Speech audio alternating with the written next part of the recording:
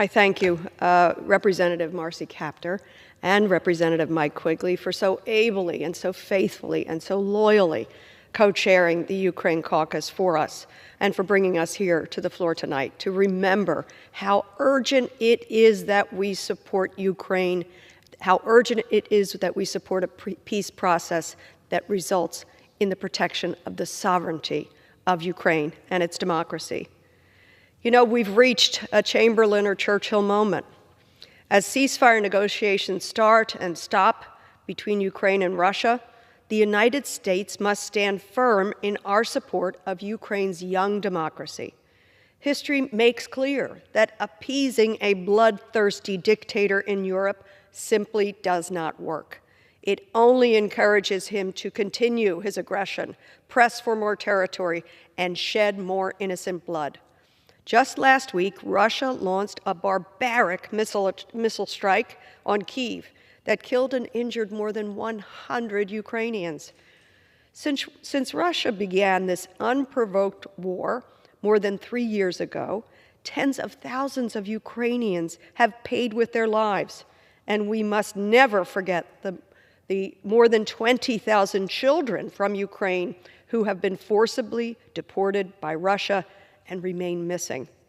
I remind our president and our vice president that it was Putin who started this ruthless and illegal war more than 3 years ago, and we must not forget 11 years ago in Crimea.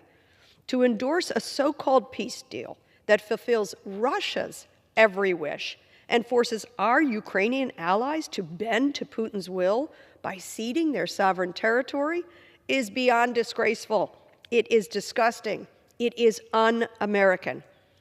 You know, this weekend I was struck by the images of President Trump's private meeting with President Zelensky at the Vatican, which took place as the world mourns the passing of Pope Francis. Pope Francis, a global leader of humility, empathy, service, a faithful man who advocated for peace, not appeasement. That must be our goal.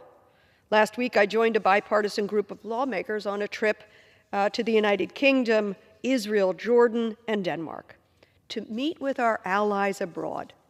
I met with European leaders, and over I heard the same refrain, that they want to work with us. They want us to stay with them. They are increasing their military support for defense, as is their obligation, and they want to do whatever we can to ensure Ukraine's protection and sovereignty. Because what happens to Ukraine and its young democracy happens to theirs, happens to ours.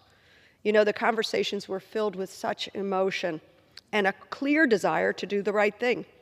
So as ceasefire talks continue, may we strive for an end to this devastating war, to its suffering for all of Europe, frankly, but obviously so much so for the people of Ukraine. And we must do it through strength. I'll end with this. With the passing of the Holy Father, I'm holding on to a promise of my faith. He reminded us over and over again of the Gospel of Matthew. Blessed are the peacemakers, for they shall be called the children of God. Please, this administration, help bring us peace, no appeasement, peace through the sovereignty of the democracy that is Ukraine, our friend and our ally. Thank you, and I yield back.